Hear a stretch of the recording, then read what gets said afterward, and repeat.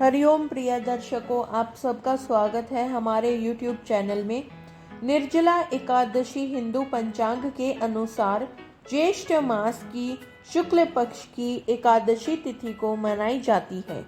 यह वर्ष की सबसे कठिन और पुण्यदायी एकादशी मानी जाती है। निर्जला का अर्थ होता है बिना जल के। इस दिन उपवास करने वाले भक्त पूरे दिन जल भी ग्रहण नहीं करते और पूर्ण निष्ठा एवं भक्ति से व्रत का पालन करते हैं।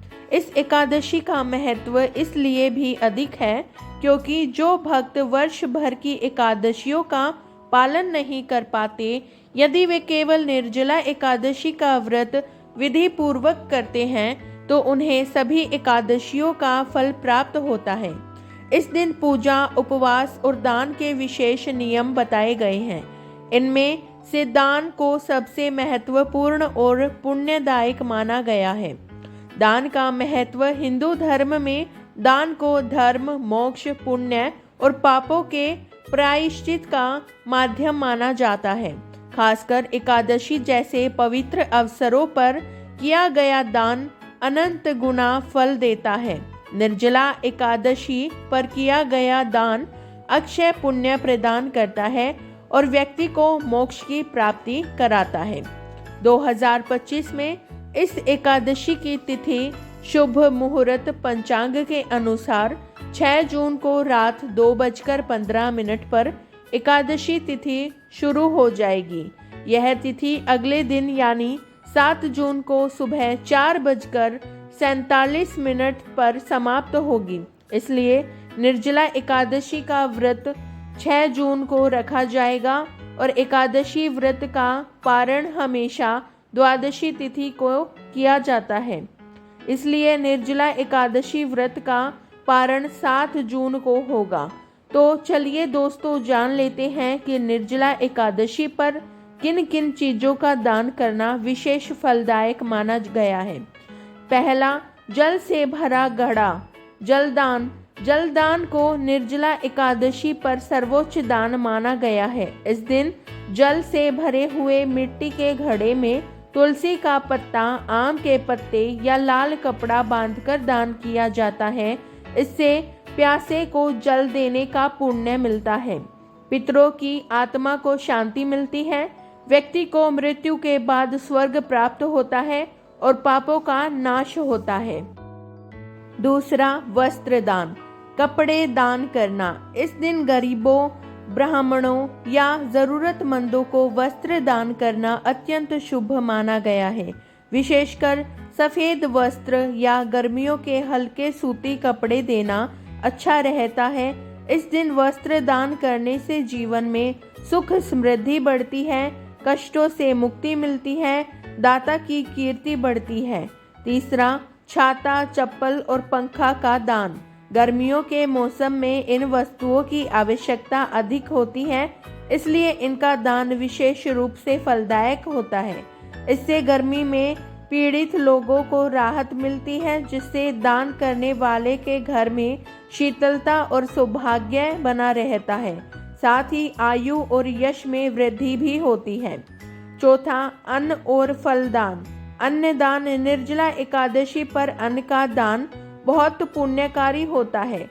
खासकर चना, गेहूं, चावल, मूंग, फल और शुद्ध खाद्य पदार्थ ब्राह्मणों या जरूरतमंदों को दान करें। अन्न का दान करने से कभी धन धान्य की कमी नहीं होती, घर में कभी दरिद्रता नहीं आती, देवता और पितरों की कृपा प्राप्त होती है।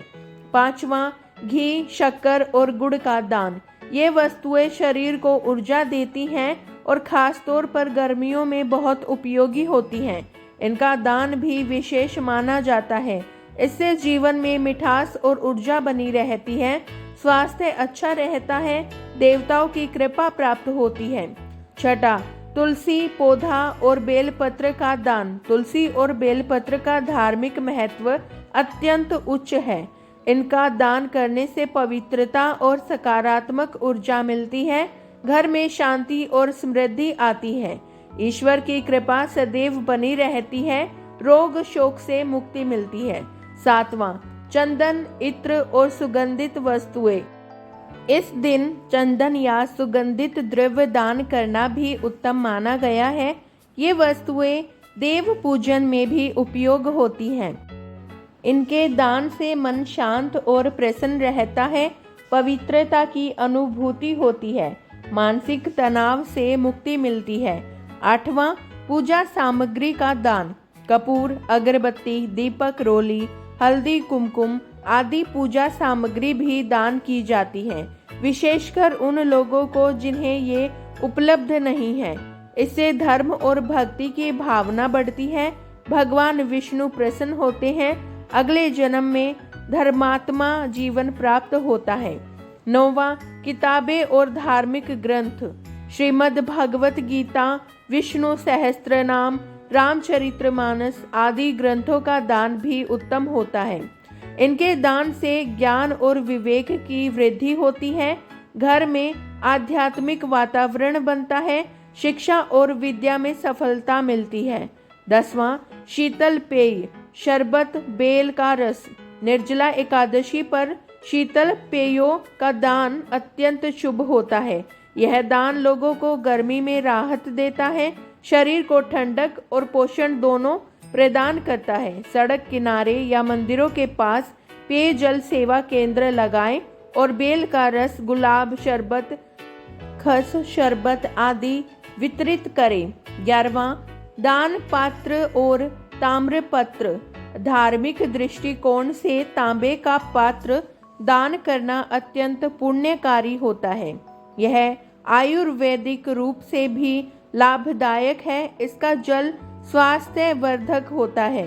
तांबे या पीतल के पात्र में जल भरकर तुलसी पत्ता डालकर दान करें। 12वां, गाय का चारा और गौ सेवा। गौ सेवा का विशेष महत्व बताया गया है। निर्जला एकादशी पर गौ सेवा करना सौभाग्यशाली माना जाता है। गौ माता को अन्न देने से समस्त देवताओं को तृप्ति होती है। जीवन में सुख, शांति और समृद्धि आती है। हरा चारा, गुड़, चोकर या गाय के लिए लड्डू बनाकर गौशाला में दान करें। दान करते समय ध्यान रखने योग्य बातें। पहली, दान सच्चे मन और निस्वार्थ भाव से करें। दूसरी, पात्र व्यक्ति को ही दान करें, जैसे ब्राह्मण, साधु संत, जरूरतमंद, विधवा, अनाथ या वृद्ध। तीसरा, अपवित्र या उपयोग में न आने वाली वस्तुएं दान न करें। ऐसा करने से पुण्य नहीं, दोष लगता है। चौथा, दान का सर्वोत्तम समय सूर्योदय से दोपहर तक का होता है। 5वां, दान देने से पहले भगवान विष्णु की पूजा जरूर करें और दानकर्ता का नाम, गोत्र आदि बोलकर दें। 6वां, दान प्राप्त करने वाले व्यक्ति की स्थिति देखें, जरूरतमंदों को प्राथमिकता दें। 7वां, दान के समय अपमान या अहंकार न हो। 8वां, दान देने से पहले वस्तु की शुद्धता और उपयोगिता पर ध्यान दें। 9वां, संभव हो तो स्वयं जाकर दान दें और आशीर्वाद प्राप्त करें। निर्जला एकादशी पर दान के लाभ। पहला, समस्त एकादशियों का पुण्य प्राप्त होता है। दूसरा, पापों का नाश होता है और व्यक्ति मोक्ष प्राप्त करता है। तीसरा, शरीर स्वस्थ रहता है और मन शुद्ध होता है। चौथा, जीवन में सुख, समृद्धि, धन, वैभव और यश बढ़ता है। 5वां, मृत्यु के उपरांत वैकुंठ की प्राप्ति होती है। 6वां, विष्णु पुराण और महाभारत में उल्लेख। विष्णु पुराण और महाभारत के अनुसार भीमसेन ने श्री व्यास जी के कहने पर निर्जला एकादशी का व्रत किया था। चूंकि उन्हें पूरे वर्ष की एकादशियों का पालन कठिन लगता था, उन्होंने केवल निर्जला एकादशी का व्रत कर सभी एकादशियों का फल प्राप्त किया था। यदि आपको हमारी वीडियो अच्छी लगी हो तो वीडियो को लाइक करें, शेयर करें और कमेंट करें। और यदि आप हमारे YouTube चैनल पर नए हैं तो चैनल को सब्सक्राइब करना ना भूलें। तो मिलते हैं अगली ऐसी ही इंटरेस्टिंग वीडियो के साथ। धन्यवाद।